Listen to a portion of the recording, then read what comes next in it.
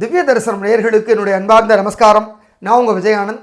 இன்று நாம் பார்க்கவிருப்பது சென்னை போரூர் பகுதியில் அமைந்துள்ள அருள்மிகு சிவகாமி அம்பாள் உடனாகிய ஸ்ரீ ராமநாதீஸ்வரர் ஆலயத்தினுடைய சிறப்புகள் குறித்தும், இந்த ஆலயத்தில் சமீபத்தில் கடந்த மாதம் டிசம்பர் 1ஆம் தேதி நடைபெற்ற அஷ்டபந்தன மகா கும்பாபிஷேகம் பற்றியும், அதனைத் தொடர்ந்து 48 நாட்கள் நடைபெற்ற மண்டலாபிஷேகம் குறித்தும் விரிவாக பார்க்கவிருக்கிறோம். அதோடு இவ்வாலயம் தொண்டை மண்டலத்தில் எழுந்தருளி அருள்பாலித்து கொண்டிருக்கக்கூடிய நவகிரக ஸ்தலங்களில் குருஸ்தலமாக அருள்பாலித்து வருகிறது. இவ்வாலயத்தில் குருவாக வீற்றிருக்கும் சிவபெருமானையும் தட்சிணாமூர்த்தியையும் தரிசித்து வாழ்வில் எல்லாவிதமான மென்மைகளையும் அடைய பிரார்த்தனை செய்கிறோம். இனி இக்கோவிலுடைய சிறப்புகள் குறித்து பார்க்கலாம், வாருங்கள்.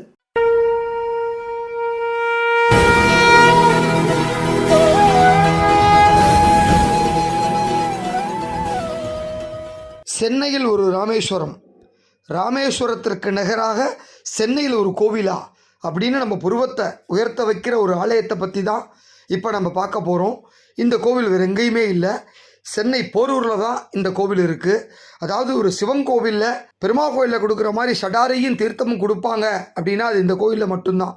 ஏன் அப்படி கொடுக்குறாங்க அப்படின்னா, ராமன் வழிபட்ட இந்த கோவில் அப்படிங்கிறதுனால தீர்த்தமும் சடாரியும் கொடுத்து, கூடவே சிவனுடைய பிரசாதமான அந்த திருநீரையும் கொடுத்து அற்புதமாக நமக்கு தரிசனம் பண்ணி வைக்கிறாங்க. அப்படிப்பட்ட ஒரு கோவிலை தான் இப்போ பார்க்க போகிறோம்.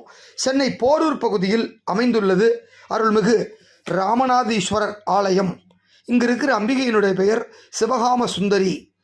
சுமார் 8ஆம் நூற்றாண்டில் சோழர்களால் கட்டப்பட்ட மிகவும் பழமையான சிவஸ்தலமாகும் இது.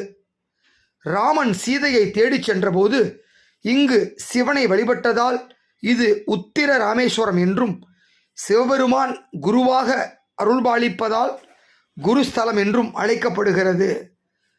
இனி கோவிலின் வரலாறு மற்றும் சிறப்புகள் குறித்து பார்க்கலாம். சீதையை தேடி ராமன் வந்தபொழுது இங்குள்ள நெல்லி மரத்தடியில் ஒரு சிவலிங்கத்தை பார்த்திருக்கிறார். அதற்காக ஒரு மண்டலம் தவம் செய்து வழிபட்டுள்ளார். ராமருக்கு போருக்கு செல்ல வழி காட்டியதால் இங்குள்ள இறைவன் ராமநாதேஸ்வரர் என்றும், போருக்கு சென்று சீதையை மீட்க ஆசி பெற்ற இடம் என்பதால் இத்தலம் போரூர் என்றும் பெயர் பெற்றது. தொண்டை மண்டலத்தில் உள்ள நவகிரக ஸ்தலங்களில் இது குருஸ்தலமாக விளங்குகிறது. சிவபெருமான் இங்கு குரு பகவானாக அருளுகிறார்.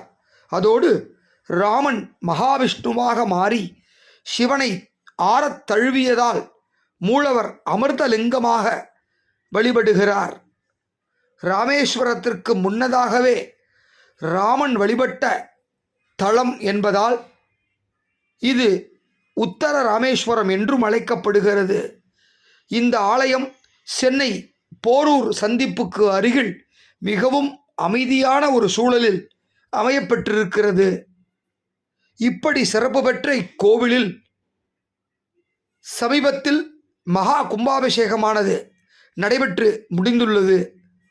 இந்த பழமையான சிவாலயம் புனரமைக்கப்பட்டு மூலவர் விமானம், ராஜகோபுரம், துவஜஸ்தம்பம் ஆகியவை மெருகேற்றப்பட்டு நூதன அஷ்டபந்தன மகா கும்பாபிஷேகமானது கடந்த டிசம்பர் மாதம் 1ஆம் தேதி வெகு விமர்சையாக நடைபெற்றது.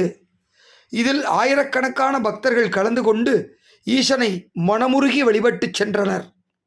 அதனைத் தொடர்ந்து டிசம்பர் 2ஆம் தேதி முதல் ஜனவரி 17ஆம் தேதி வரை 48 நாட்களுக்கு மண்டலாபிஷேகம் சிறப்பாக நடைபெற்றது. ஜனவரி 18ஆம் தேதி தை அமாவாசை அன்று மண்டலாபிஷேக பூர்த்தி வைபவமானது சீரும் சிறப்புமாக நடந்தேறியது. அன்றைய தினம் ராமநாதீஸ்வரர், சிவகாம சுந்தரி, விநாயக பெருமான் உள்ளிட்ட தேவதைகளுக்கு சிறப்பு சந்தனக்காப்பு அலங்காரம் செய்யப்பட்டிருந்தது. இந்த மகா கும்பாபிஷேக வைபவத்தை தொடர்ந்து நாள்தோறும் ஏராளமான பக்தர்கள் இக்கோவிலுக்கு வந்து செல்கின்றனர். இக்கோவிலில் பிரதோஷம், சங்கடகர சதுர்த்தி, பௌர்ணமி, சிவராத்திரி, நடராஜருக்கு உகந்த சதுர்தசி அபிஷேகங்கள், ஆருத்ரா தரிசனம் உள்ளிட்ட விழாக்களோடு வருடத்திற்கு ஒரு முறை 10 நாள் பிரம்மோற்சவமும் வெகு சிறப்பாக நடைபெற்று வருகிறது. தமிழக அரசின் இந்து சமய அறநிலையத்துறை கட்டுப்பாட்டில் உள்ள இக்கோவில் தினமும் காலை 6 மணி முதல் 11:30 மணி வரையிலும், மாலை 5 மணி முதல் 8 மணி வரையிலும் திறந்திருக்கும். இக்கோவிலில் எண்ணற்ற சிறப்புகள் இருக்கின்றது. எனவே வாய்ப்பிருப்பவர்கள் ஒரு முறையாவது போரூர் பகுதிக்கு வந்து ராமன் வழிபட்ட அற்புதமான இந்த ராமேஸ்வரத்திற்கு இணையான ராமநாதீஸ்வரரை வழிபட்டு அருள் பெற்று செல்லுமாறு உங்களை அன்போடு கேட்டுக்கொள்கிறேன். தென்னாடுடைய சிவனே போற்றி, எந்நாட்டவருக்கும் இறைவா போற்றி. ஓம் நம சிவாயா.